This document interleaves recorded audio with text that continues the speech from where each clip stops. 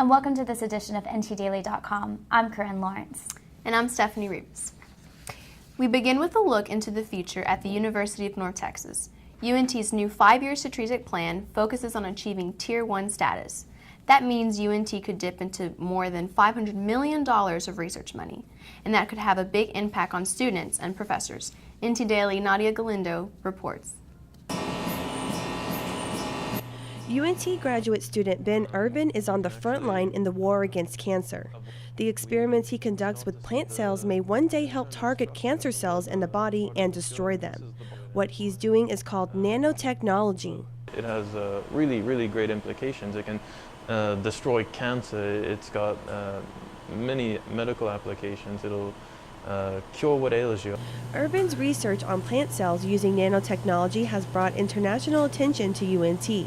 His research will be featured in the March edition of the American Physical Society Journal. UNT physics professor Dr. Arope Nyogi oversees Urban's research. We are as good as our students are, and getting scholarship for students would help us to attract high-quality students and postdocs. And that's why Dr. Nyogi says attaining Tier 1 status is important, and it's one of the university's 4 bold goals.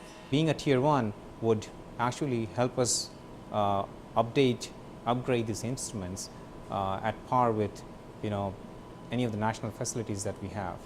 Dr. Nyogi says increasing the focus on research like nanotechnology at UNT means more jobs coming to Texas. That, in other words, translates into training and manpower for the industry. Dr. Nyogi does see some holes in the plan for UNT to achieve Tier 1 status.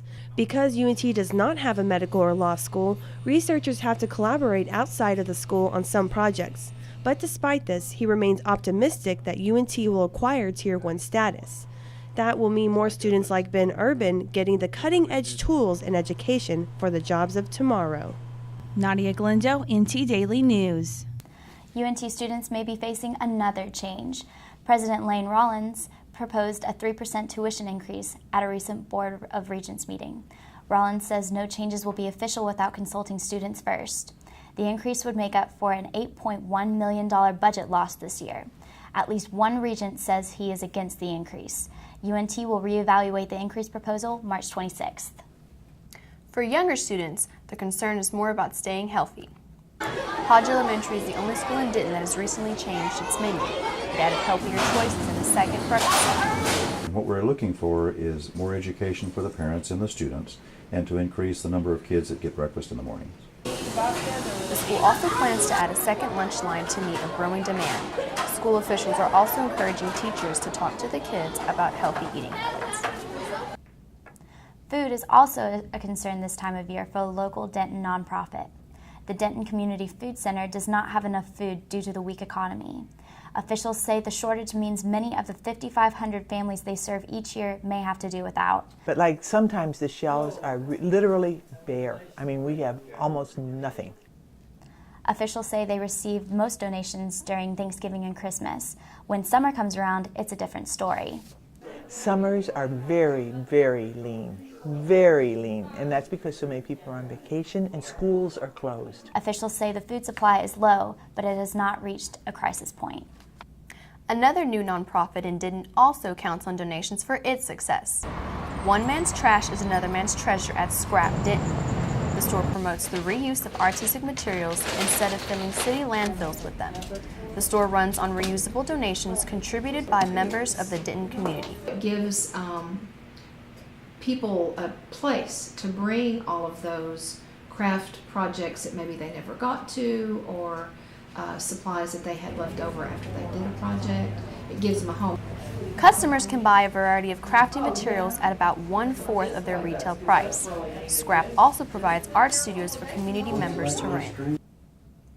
City officials expect a new economic development district will bring more revenue into Denton. The just-approved district will be built around the Denton Municipal Airport. It will also create an area for a combined heat and power plant. The district will be 3 miles wide. It will be located near University Drive and Interstate 35. Another new addition to Denton will be 35 miles of bike trails. The Denton City Council approved a citywide bicycle and pedestrian plan. Construction will start right away. The city's goal is to have 35 miles of lanes completed over the next 10 years. And finally, Anyone who has a bike or likes being outdoors has been enjoying some unusual February weather. Temperatures really soared to almost 80 degrees. Students on the UNT campus dressed in summer clothes and spent time soaking up the sun. Of course, there was a pretty strong wind to go along with it.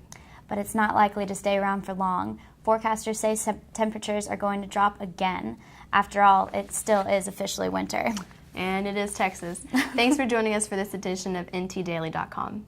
Thanks for joining us. See you next time.